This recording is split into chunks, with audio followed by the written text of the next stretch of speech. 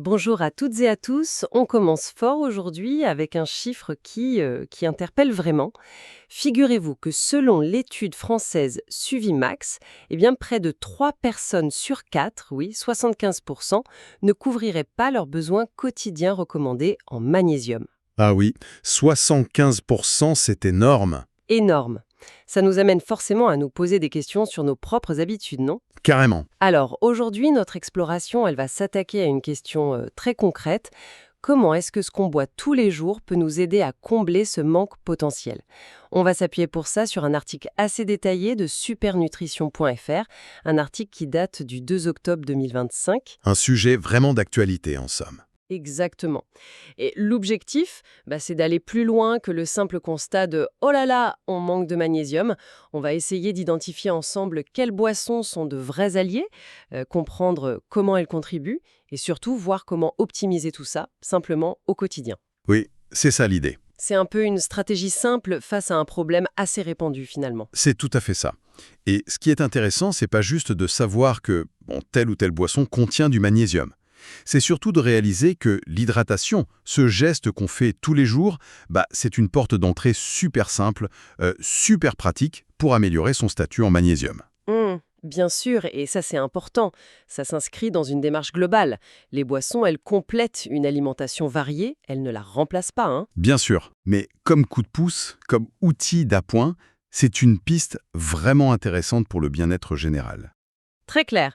Mais avant de plonger vraiment dans les bouteilles et les verres, rappelons peut-être pourquoi ce magnésium est si important. On l'entend partout, mais concrètement, il sert à quoi? Son rôle est fondamental, on peut le dire. Il faut imaginer un peu comme un chef d'orchestre microscopique dans notre corps. Le magnésium, il est impliqué dans plus de 300 réactions enzymatiques. C'est énorme. 300. Oui, plus de 300. Et ces réactions, elles sont vitales pour produire de l'énergie dans nos cellules, pour que notre système nerveux fonctionne bien, pour nos muscles aussi. D'ailleurs, il aide à réduire la fatigue, à prévenir les crampes. Il joue même sur notre équilibre psychique. D'accord. Donc un manque, ça peut se ressentir un peu partout, d'où l'importance de ce chiffre de 75% dont on parlait au début. Compris, c'est vraiment le minéral à tout faire, indispensable. Alors, revenons à nos boissons. Si on veut utiliser l'hydratation pour augmenter son apport, vers quoi on se tourne en priorité? J'imagine que les eaux minérales sont en première ligne. Effectivement, oui. Les eaux minérales naturelles, c'est souvent là qu'on trouve les sources les plus directes et les plus riches en magnésium côté boisson. Mais attention, le mot-clé ici, c'est certaine, parce que les teneurs, elles varient énormément d'une marque à l'autre. Ah, d'accord. Ce n'est pas juste boire de l'eau en bouteille, quoi. Faut choisir la bonne. Ok, alors quelles sont les championnes, d'après l'article? Celles qui sortent vraiment du lot. Alors, l'article met en avant quelques références clés. La plus concentrée, celle qui est citée comme la numéro 1, c'est Rosana. Rosana, oui. Une eau naturellement gazeuse, et elle affiche un impressionnant 160 mg de magnésium par litre. 160 milligrammes. Ah oui, quand même. C'est la teneur la plus haute mentionnée. Et pour ceux qui préfèrent l'eau plate, alors là, c'est Épar qui est la mieux placée, avec 119 mg par litre. Et par, oui, très connue aussi. Très connue, et elle est aussi riche en sulfate, ce Mhm. qui explique son effet bien connu sur le transit. Bon, c'est un point à savoir, selon la sensibilité de chacun. D'accord, donc Rosana pour les bulles, Épar pour le plat. Est-ce qu'il y a d'autres options intéressantes, peut-être un peu moins connues ou avec d'autres particularités? Oui, oui, absolument. Il y a une sorte de peloton juste derrière. On trouve par exemple Didier. Didier? Hmm. Je ne connais pas. C'est une eau gazeuse de Martinique, assez typée, elle est à 112 mg par litre. Ensuite, il y a Saint-Antonin, pétillante, elle vient de Provence, 86 mg par litre. Et puis la très populaire Badoué, que beaucoup aiment pour ses fines bulles. Elle est à 80 mg par litre. Ce sont déjà des apports très significatifs. Oui, 80 milligrammes, c'est déjà pas mal du tout. Et pour des options peut-être plus courantes ou polyvalentes, qu'est-ce que l'article dit? Oui, alors l'article cite aussi des eaux qu'on trouve très souvent sur nos tables. Contrex, par exemple. Ah oui, Contrex, on la connaît surtout pour le calcium, non? Exactement. Mais elle apporte quand même 74,5 mg par litre de magnésium. Donc c'est une sorte de combo minéral intéressant. Calcium et magnésium. Pas mal. On a aussi Kézak, une autre pétillante, avec un goût un peu salé, assez caractéristique. Elle est à 69 mg litre. Ou encore Vernière, qui vient du parc naturel du Haut-Languedoc. Elle est à 61 mg litre. Et même une eau internationale, comme San Pellegrino, bon, elle est moins concentrée, 51,4 mg/litre, mais elle contribue quand même si on en boit régulièrement. C'est vrai que ça fait un beau panorama, ça montre qu'il y a vraiment le choix, que ce soit en termes de goût, de bulles, plates, gazeuses, et même d'autres minéraux associés, comme vous disiez, le calcium pour Contrex, les sulfates pour Épar. C'est exactement ça. Le message important ici, c'est vraiment la diversité et la facilité d'accès. On peut choisir son eau non seulement selon ses goûts, mais aussi selon des besoins spécifiques, comme le transit ou un besoin accru en calcium. Oui. Et surtout, intégrer 1 litre et demi d'une de ces eaux riches dans sa journée, c'est un geste relativement simple. Ça peut faire une vraie différence sur l'apport total en magnésium sans effort particulier. C'est une piste très concrète, effectivement, mais l'exploration de l'article ne s'arrête pas aux eaux minérales, n'est-ce pas? Il suggère aussi de regarder un peu ailleurs. Quelles sont ces autres boissons qui pourraient contribuer? Oui, et c'est là que ça devient peut-être plus surprenant pour certains.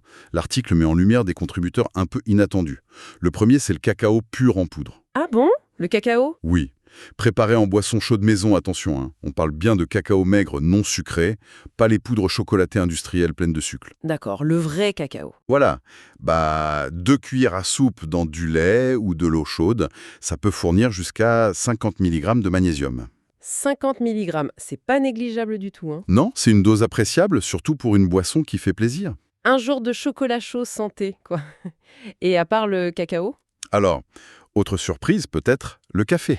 Le café contient du magnésium? Apparemment oui, une grande tasse de café filtre apporterait environ 24 mg de magnésium. Ah, c'est intéressant ça. C'est pas énorme, mais c'est pas négligeable non plus. Bon, on reviendra sur la modération nécessaire avec la caféine, mais quand même. D'accord. Ensuite, pour les personnes qui boivent des laits végétaux, le lait de soja est une option intéressante. Un grand verre, genre 250 ml, contiendrait près de 60 mg de magnésium. Ah oui, pas mal. En plus des protéines. Exactement, c'est un double avantage. Et enfin, l'article mentionne aussi les jus de légumes verts maison, surtout ceux à base d'épinards, de blettes, de persil. Ils sont riches en minéraux, dont le magnésium. Bon, la teneur exacte varie plus selon la recette, évidemment. Cacao, café, lait de soja, jus vert. C'est vrai que ça fait des options variées. Ça montre que l'apport peut venir de différentes sources tout au long de la journée, en fait. C'est tout l'intérêt de cette approche un peu globale, oui. Ces boissons alternatives, elles apportent aussi d'autres nutriments qui sont bons pour nous. L'article cite par exemple le potassium, qui est souvent présent aussi, et elles participent à la diversité de ce qu'on consomme. Hmm. L'idée, c'est pas de boire que du lait de soja ou que du cacao, hein, mais de voir comment ces différentes boissons, intégrées intelligemment, elles s'additionnent. Elles contribuent à l'apport total en magnésium, en plus de l'eau et de l'alimentation solide. La variété, c'est vraiment la clé. Parfaitement clair. Donc on a identifié les bonnes boissons, les bonnes sources, mais est-ce qu'il suffit de les boire pour en profiter au maximum? Est-ce que l'article donne des conseils pour que ce magnésium soit bien absorbé par notre corps? Oui, et ça c'est un point super important. Choisir la bonne source, c'est bien, mais optimiser son assimilation, c'est tout aussi crucial. L'article donne quelques pistes pratiques, des choses à faire et des choses à éviter. D'accord. Commençons par les choses à faire, les 12. Qu'est-ce qui peut nous aider? Alors, il y a 2 conseils principaux qui ressortent. Premièrement, la synergie avec la vitamine B6. Vitamine B6. Oui. Apparemment, cette vitamine joue un rôle pour aider le magnésium à bien entrer dans nos cellules. C'est un bon duo, quoi. D'accord, B6. Et le deuxième conseil? Le deuxième, c'est plutôt que de boire, disons, un demi-litre d'eau riche en magnésium d'un seul coup, ce serait mieux d'étaler la consommation tout au long de la journée. Ah, fractionné. C'est ça. Ça favoriserait une absorption plus douce, plus continue. Et ce serait aussi mieux toléré au niveau digestif, surtout pour certaines eaux qui sont très minéralisées. Logique. Donc vitamine B6 et fractionner les apports, c'est noté. Et du côté des choses à éviter, celles qui pourraient freiner l'absorption ou nous faire perdre du magnésium. Là, l'article pointe du doigt plusieurs coupables potentiels. D'abord, les sodas et les boissons très sucrées. Ah oui, les sodas. Ils contiennent souvent de l'acide phosphorique, et cet acide, il peut former des complexes avec le magnésium dans l'intestin, ce qui empêche son absorption. L'article les appelle même les voleurs de nutriments. Carrément. Voleurs de nutriments. Ok. Quoi d'autre? Ensuite, l'alcool.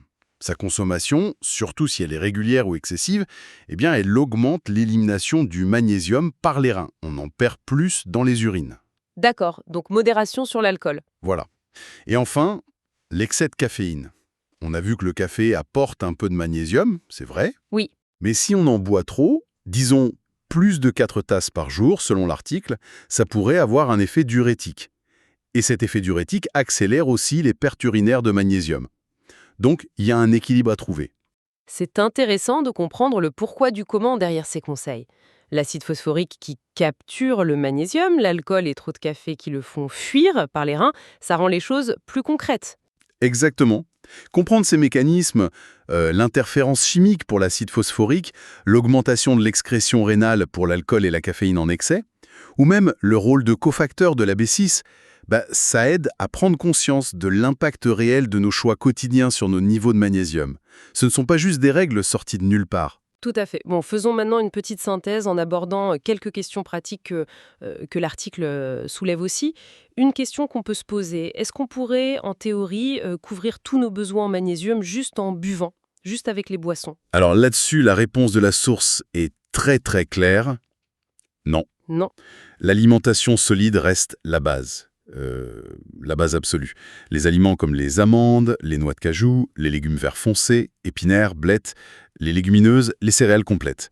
Le chocolat noir, riche en cacao, même les bananes. Ce sont des contributeurs majeurs qu'il ne faut surtout pas oublier. D'accord. Les boissons, elles sont un complément précieux, une aide, oui, mais elles ne peuvent pas tout faire toutes seules. Compris. Et quid spécifiquement du café et du thé, qu'on boit souvent tous les jours? On a vu que le café apportait un peu de magnésium, mais le thé alors?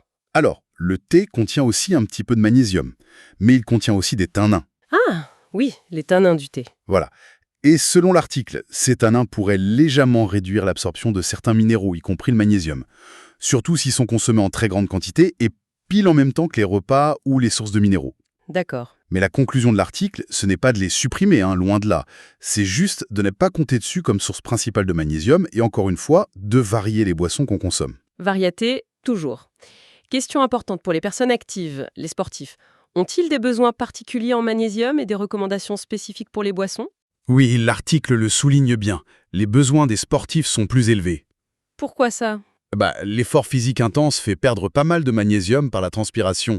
Et en plus, ce minéral est super important pour la contraction musculaire, la production d'énergie, la récupération. Logique. Donc, pour compenser ces pertes et soutenir leur performance, il est recommandé aux sportifs de choisir les eaux particulièrement riches en minéraux. L'article cite notamment Rosana ou Hépar, à boire avant, pendant et après l'effort. Ça peut aider à prévenir les crampes et à optimiser la fonction musculaire. Très bien. Et pour la majorité des gens au quotidien, qu'en est-il de l'eau du robinet? Est-ce qu'on peut compter dessus pour le magnésium? Alors, d'après la source, la teneur en magnésium de l'eau du robinet est généralement très faible. Ah, Et surtout, elle est extrêmement variable d'une région à l'autre, et selon les traitements qu'elle subit.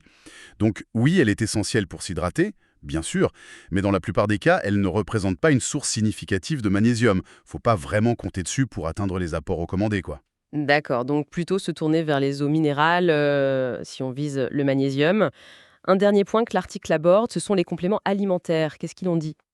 Oui, alors l'article mentionne, à titre informatif, que dans certaines situations bien spécifiques, par exemple des périodes de gros stress, une activité physique très très intense, ou si vraiment l'alimentation et les boissons ne suffisent pas à couvrir des besoins qui seraient accrus, dans ces cas-là, le recours à un complément alimentaire peut être envisagé. Et il recommande quelque chose en particulier? La source cite une forme spécifique, le magnésium bisglycinate, souvent associé à la vitamine B6 dont on parlait tout à l'heure. Bisglycinate. Pourquoi cette forme-là? Apparemment, la raison pour laquelle cette forme est souvent mise en avant, c'est d'abord sa bonne tolérance digestive. Elle causerait moins de troubles intestinaux que d'autres formes comme l'oxyde ou le sulfate de magnésium, qui peuvent être un peu laxatives. Ah oui, je vois. Et ensuite, elle aurait une bonne biodisponibilité, c'est-à-dire qu'elle serait bien absorbée par l'organisme. D'accord. Mais il est important de souligner, comme vous l'avez fait, que ça, c'est une information qui vient de la source de l'article. Ce n'est en aucun cas un conseil médical personnalisé. Si quelqu'un pense avoir besoin d'une supplémentation, il faut absolument demander l'avis d'un professionnel de santé. Absolument, c'est crucial. Cette information, elle est donnée dans l'article pour être complet sur les stratégies possibles, mais ça ne remplace jamais un diagnostic ou une recommandation médicale individuelle. Parfait, c'est bien de le préciser. Alors, si on devait résumer le message essentiel de toute cette exploration, basé sur l'article de supernutrition.fr, Je dirais que le message clé, c'est que nos choix de boissons au quotidien, c'est un levier. Un levier simple et efficace pour compléter nos apports en magnésium, en privilégiant certaines eaux minérales riches, en intégrant intelligemment d'autres boissons comme le cacao ou le lait de soja, on peut vraiment contribuer à atteindre nos besoins. hmm, C'est une stratégie d'appoint qui est pratique.